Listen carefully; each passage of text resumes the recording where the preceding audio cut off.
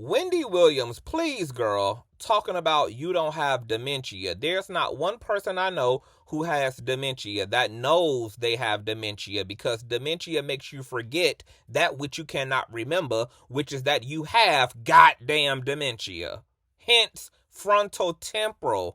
Baby, it means the front and temporal part of your brain is fucked up, bruh. It's off fucking line. Like the lights are on, but there's nothing there but an empty purple chair. Charlemagne already accidentally exposed your condition when he said you call him 5 times a day because you forget you caught him the first 4 times, girl.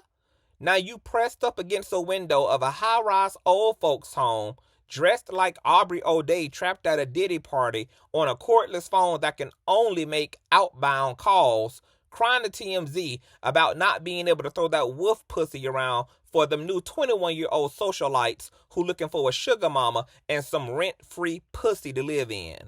The courts already told your battered ass to sit down and stop talking shit before they allow Sabrina to make you watch Sherry Shepherd on loop, hosting your own show.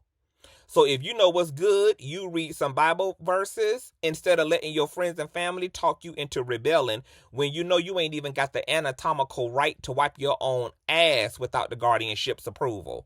This what your brother Tommy ass talking about. You just got permission to see your father in Miami for his 94th birthday, and here you go making a collect call to the Breakfast Club to get shit started. So when they start pumping your ass up with the lithium and Tylenol PM, I don't want to hear a goddamn thing about it. Nothing.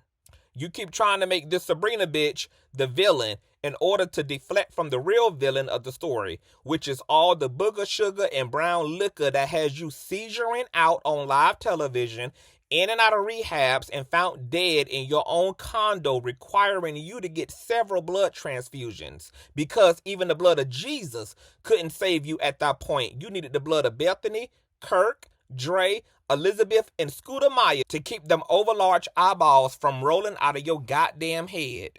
Bitch, you snorted so much dope that you was incapacitated long before Wells Fargo got a hold of you, when you couldn't even physically work anymore because of your inability to change your wig and to keep the swelling in your fucking feet down. Bitch, did you not forget that you was living like Wanda from Holiday Heart?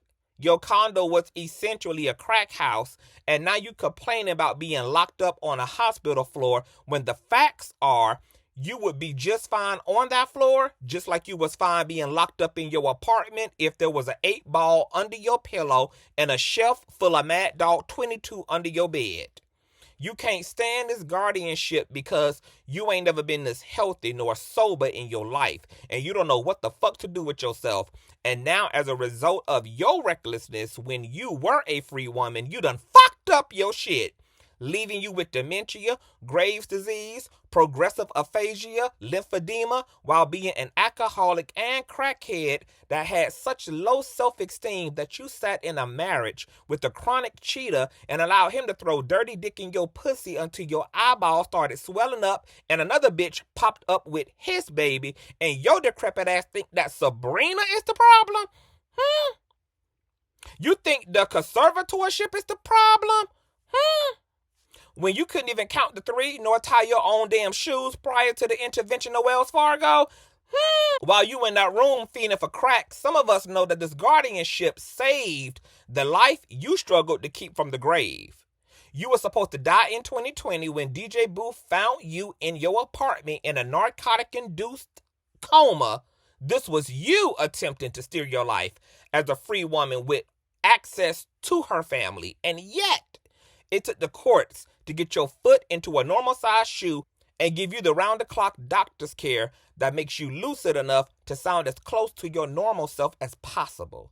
Something that a free Wendy could not do. The guardianship may not be perfect, but the truth is it saved your goddamn life. It gave you a quality of health that Alex, Tommy, nor your father was able to give to you. And it's only because of the guardianship that you have a phone to use and a brain that allows you to put together a cohesive sentence. There would be no Wendy without this intervention. And per reports from your brother Tommy, He's already stated in the past that this is the same junkie stunt you pull every time you end up in rehab. You get well, then start doing the my family distress call, and then when you free, you back fucking 20-year-olds and showing off your cankles and shit. I don't care how many people say free Wendy.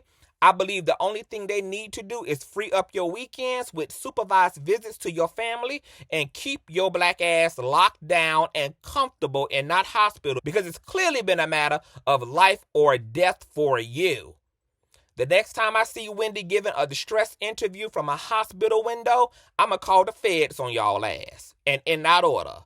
Bitch thought she was on season 11 of The Young and the Goddamn Restless with this big-ass Decatur, Georgia wig piece on.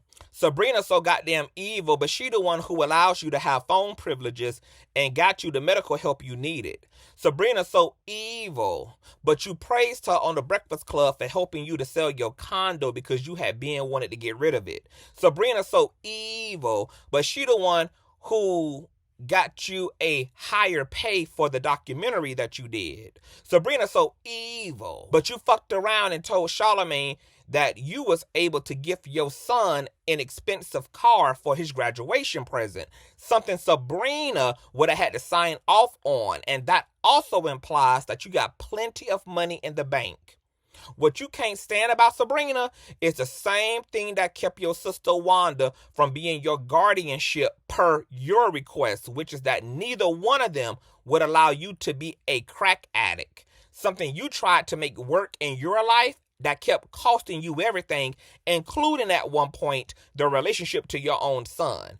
Not to mention that you and your rich-ass friends made the public raise $45,000 on your behalf, but these people claiming that they can't even afford milk and motherfucking eggs, while you out here buying expensive cars and the most exotic fucking wheelchairs on the market under the guise that you broke and being guarded without just cause. Bye, ho!